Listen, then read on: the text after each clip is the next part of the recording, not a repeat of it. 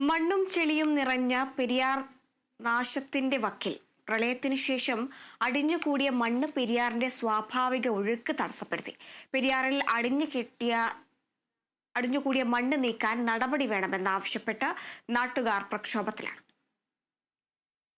കേരളത്തിലെ ഏറ്റവും നീളം കൂടിയ നദിയെന്ന മഹിമ പേറിയൊഴുകിയ പെരിയാർ ഇന്ന് നാശത്തിന്റെ വക്കിലേക്ക് ഒഴുകി നീങ്ങുകയാണ്. 2018 പ്രളയം വരെ നിറഞ്ഞൊഴുകിയ പെരിയാറിൽ നിന്ന് എക്കലടിഞ്ഞ് സ്വാഭാവിക ഒഴുക്ക് തന്നെ നിലച്ചിരിക്കുന്നു. പല ഭാഗങ്ങളിലും വലിയ തോതിൽ മണ്ണടിഞ്ഞു കൂടിയതിനാൽ ചെറിയ മഴ പെയ്താൽ പോലും തീരത്തുള്ള വീടുകളിൽ വെള്ളം കയറുന്ന അവസ്ഥ. ഇതിന് പുറമെ വടുതല ബണ്ടുയർത്തുന്ന ഭീഷണി വേറെയും. 2018 പ്രളയത്തിലും 2019 വെള്ളപ്പൊക്കത്തിലും പെരിയാർ തടിഡിപ്പോയ്ക്ക് സമീപം കിലോമീറ്ററുകളോളം ദൂരം അടിഞ്ഞുകൂടിയ എക്കൽ 5 വർഷം പിന്നിടുമ്പോഴും നീക്കാൻ അധികൃതർ തയ്യാറായിട്ടില്ല. ഇത് മാറ്റിക്കഴിഞ്ഞാൽ, ഈ മണ്ണും എക്കലും മാറ്റിക്കഴിഞ്ഞാലേ നമുക്ക് ഇനിയുള്ള ഒരു വെള്ളപ്പൊക്കം ഇല്ലാതിരിക്കാൻ വേണ്ടി നമുക്ക് പറ്റുള്ളൂ.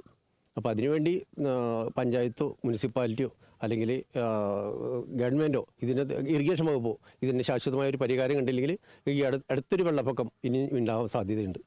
മണ്ണടിഞ്ഞു കൊണ്ടിരിക്കുന്നു. അത് കാരണം ഇപ്പോൾ മുനിസിപ്പാലിറ്റി കുറച്ച് ഭാഗം ഇവിടെ കഴിഞ്ഞ വർഷം ഇത്തിരി മണ്ണൊക്കെ മാറ്റിയിട്ടുണ്ട്. പക്ഷെ മാറ്റിയെങ്കിലും ആ മണ്ണ് വീണ്ടും ഒരു തടയായിട്ട് വെച്ചേക്കുന്നത്, അത് വീണ്ടും പുഴയിലോട്ട് തന്നെ വെച്ചിരിക്കുകയാണ്. അത് കാരണം നീരൊഴുക്കില്ല.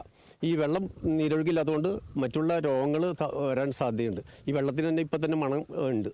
അപ്പോൾ അതുകൊണ്ട് നീരൊഴുക്ക് വേണമെന്നുണ്ടെങ്കിൽ ഈ എക്കൽ മണലും ഇവിടുന്ന് ഈ പുല്ല് ഇതെല്ലാം വെട്ടി മാറ്റിയാലേ ഇതിനൊരു പരിഹാരം കാണാൻ പറ്റുള്ളൂ. വ്യവസായശാലകളിൽ നിന്ന് മാലിന്യമുണ്ട്. ഈ വെള്ളം കഴിഞ്ഞ ദിവസം വെള്ളത്തിൻ്റെ ഇത് കണ്ട നിറം മാറ്റമുണ്ടായിരുന്നു. ഈ മഴവില്ലിൻ്റെ കളറാണ് ഇപ്പോൾ ചില സമയത്തൊക്കെ ഈ വെള്ളം. മീനുകളൊക്കെ ചാവുന്നുണ്ട്.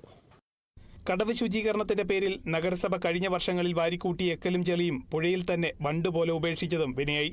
2020 1.5 മീറ്റർ ആഴത്തിൽ എക്കൽ നീക്കം ചെയ്യുന്നതിന് ഇറിഗേഷൻ വകുപ്പ് 3 കോടി രൂപയുടെ എസ്റ്റിമേറ്റ് സർക്കാരിന് സമർപ്പിച്ചെങ്കിലും അനുമതി ലഭിച്ചില്ല. പുഴയിലെ സ്വാഭാവിക ഒഴുക്ക് നിലച്ചതോടെ ഉൾനാടൻ മത്സ്യബന്ധന മേഖലയിലും വറുതിയുടെ വേലിയേറ്റമാണ്. ഇതിനൊപ്പം വ്യവസായ മേഖലകളിൽ നിന്ന് തള്ളുന്ന മാലിന്യവും പെരിയാറിനെ അനുദിനം കൊല്ലുന്നു. Kerala vision news, Kochi.